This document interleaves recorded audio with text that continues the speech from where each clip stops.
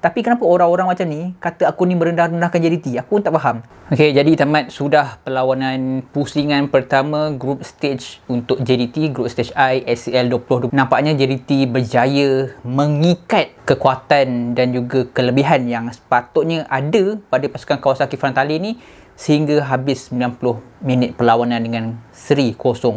Okay, so daripada 3 perlawanan ni dengan 2 kemenangan dan 1 seri memberikan 7 mata stand of the group untuk group I di tempat pertama. Okay, so kita nak ulas sikit perlawanan antara Kawasaki Frontale menentang JDT ni. Tonton sampai habis sebab ada isu yang aku nak sembangkan dalam video kali ni.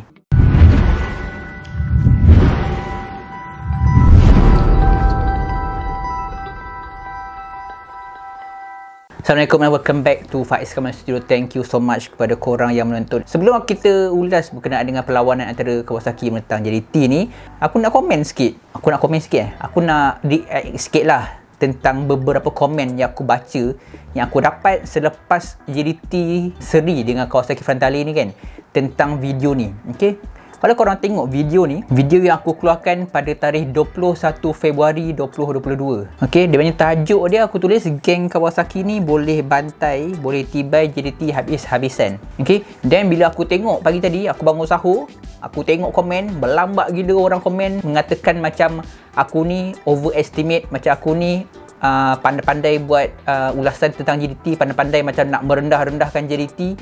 Seolah-olah macam konten aku, video yang aku post 21 Februari ni seolah-olah macam nak merendah-rendahkan kemampuan yang ada pada JDT. Okay, wait. Guys, aku tak tahu, mungkin orang cakap tu dia baru follow aku kot. And aku percaya, kalau orang yang dah follow aku sejak sekian lama, okay, for your information, pada semua yang komen-komen kat bawah ni kan, yang cakap aku ni macam memandai-mandai, macam nak merendah-rendahkan JDT, merendah-rendahkan kemampuan JDT, aku ni haters JDT. Okay, for your information, sebenarnya tuan kata korang kan, dua-dua bahasa aku cakap, bahasa Inggeris, Melayu aku cakap kan, kotlah korang tak faham.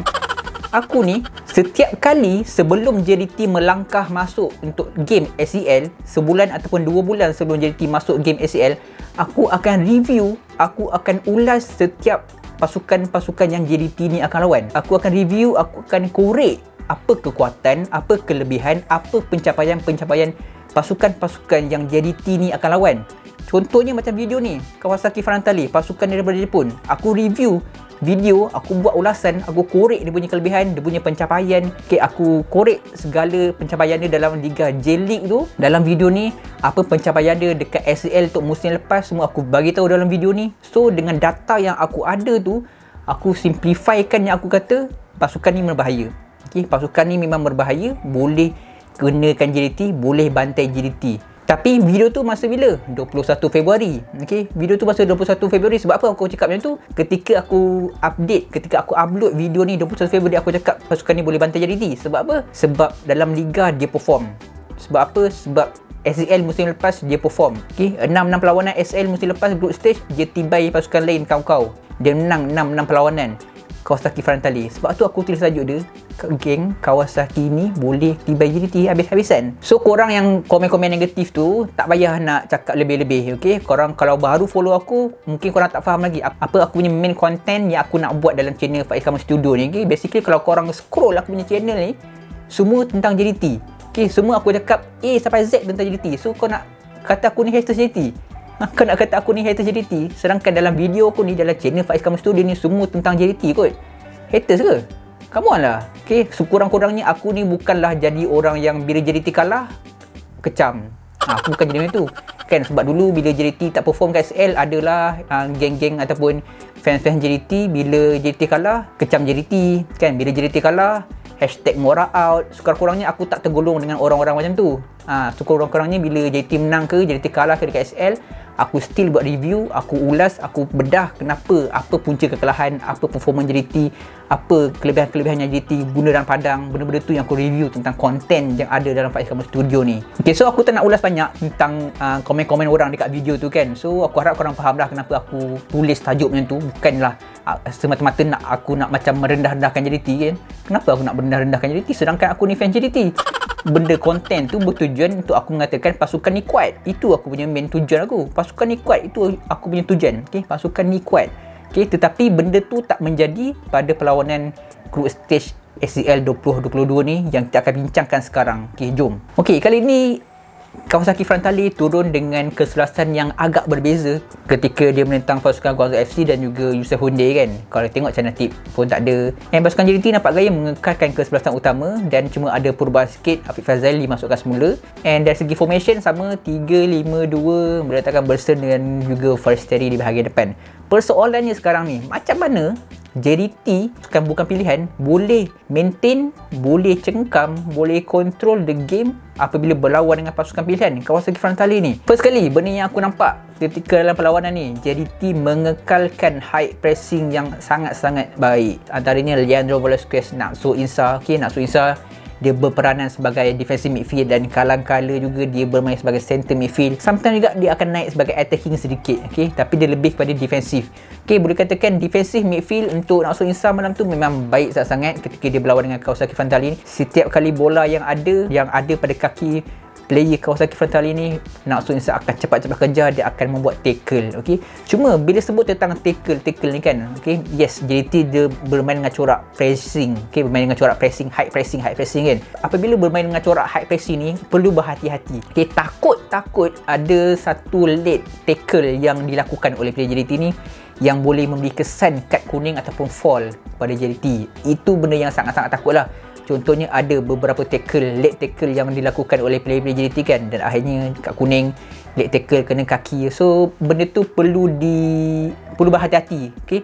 Untuk bermain dengan hard pressing ni dah bagus. Untuk JDT aku tengok bila main hard pressing memang baik, memang cun, tapi perlu berhati-hati lagi kan. Okay? Benda tu aku rasa tak ada masalah, tapi player kena berhati-hati lah. Bila bermain hard pressing ni, of course pasukan lawan dia tak dapat bergerak dengan terlalu mudah. Daripada segi statistik perlawanan agak balance untuk kedua-dua pasukan. Separuh masa pertama, separuh masa kedua. Kalau tengok separuh masa pertama agak balance. Kalau tengok dalam first half, pasukan Kawasaki Frontale memegang possession ball sebanyak 59%, manakala JDT sebanyak 41%.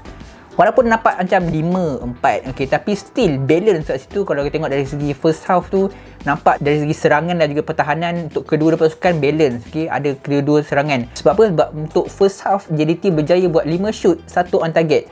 Untuk pasukan Kawasaki, diorang berjaya buat 3 shoot je. Okay, itu pun tak ada on target sebab JDT berjaya menyerap tekanan yang ada pada pasukan Kawasaki Frontale dengan menggunakan tactical, high pressing dan juga bertahan dengan baik. Dan secara keseluruhannya untuk statistik perlawanan dari segi possession ball memang dimenangi oleh pasukan Kawasaki Frontale sebanyak 57%, manakala JDT hanya 43%, tetapi dari segi jumlah shoot dan juga jumlah shoot on target lebih kepada JDT. Dengan jumlah shoot JDT sebanyak 8 shoot dan 1 on target. Okay?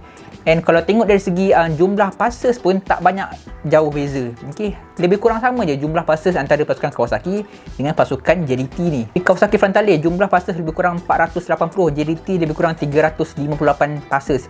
So nampak tak jauh beza pun jurang passes ni. Boleh katakan daripada jumlah passes ni pun kita dah boleh nampak dah.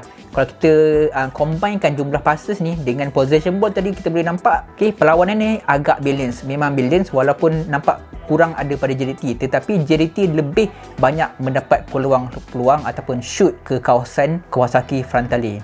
Cuma apabila dalam posisi menyerang untuk pasukan JDT ni, JDT lebih berhati-hati. Okay? JDT berhati-hati untuk membuat serangan demi serangan supaya tak ada kesilapan yang berlaku yang boleh memberi peluang kepada pemain-pemain Kawasaki Frontale yang laju dan lincah ni untuk membuat counter attack. Okay, kalau kita tengok apabila JDT berada dalam kawasan Kawasaki Frontale sedang membuat percaturan untuk menyerang tiki taka, diorang akan berhati-hati. Bersen da Silva akan hantar ke depan Arif Aiman.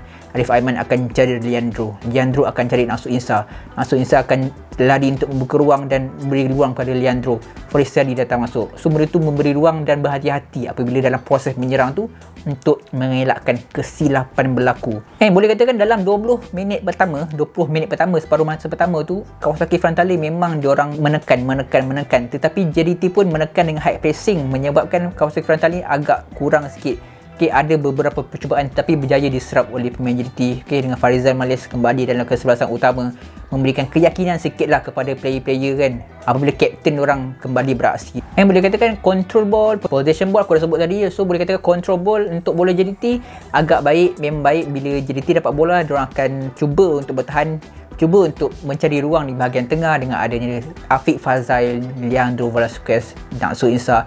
Naksu Insa aku kata macam awal waktu dia cakap Naksu Insa ni peranan dia sangat-sangat baik. Okay, aku rasa Naksu Insa ni Kim Panggon tu dah boleh panggil lah untuk main dalam skuad kebangsaan kita. Okay, why not kita adakan seorang player macam Naksu Insa ni dalam skuad kebangsaan kita kan. Kalau kita tengok persembahan Naksu Insa dalam SCL kali ni pun sangat-sangat baik. Okay, dia punya peranan dia sangat bagus. Kalau Naksu Insa tak ada, aku rasa JDT dah bolos lah malam tadi. Aku rasa JDT mungkin dah bolos dalam 2 ataupun 1 gol dengan Kawasaki malam tadi. Tapi Naksu Insa ni dia punya peranan sangat-sangat bagus. Okay, so that's all untuk review berkenaan dengan perlawanan antara Kawasaki Frontale menentang JDT dengan berkesudahan 0-0. Satu mata penting untuk JDT, macam aku cakap video yang sebelum ni aku post kan, aku cakap sekurang-kurangnya lawan Kawasaki Frontale ni kena seri. Okay, kalau menang tu bonus untuk JDT, tapi kalau seri tu dah cukup baik.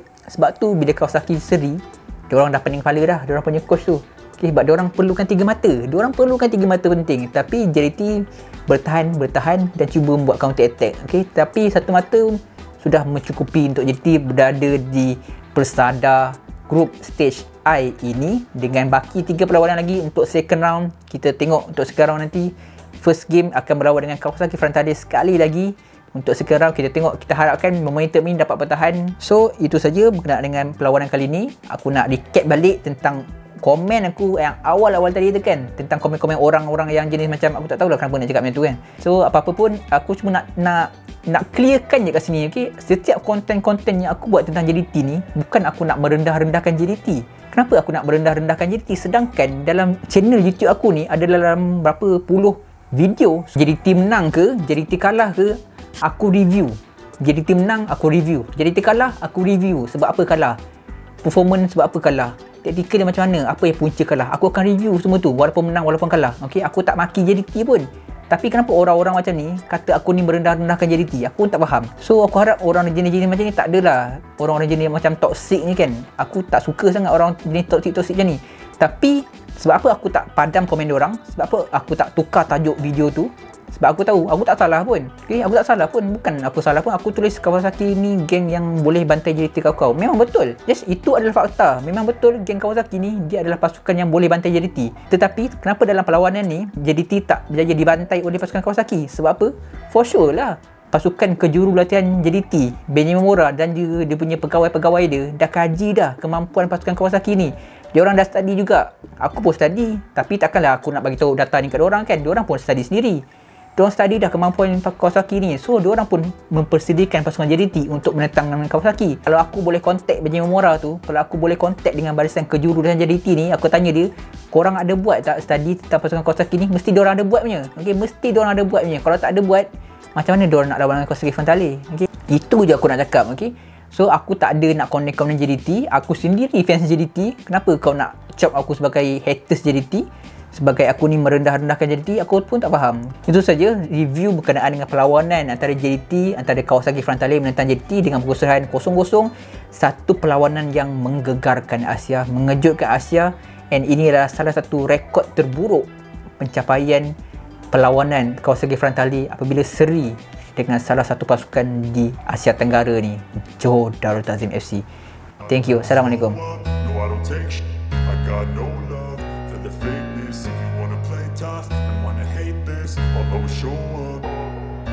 I don't ever slow up, no I don't take shit. I got no love for the fakeness. If you wanna play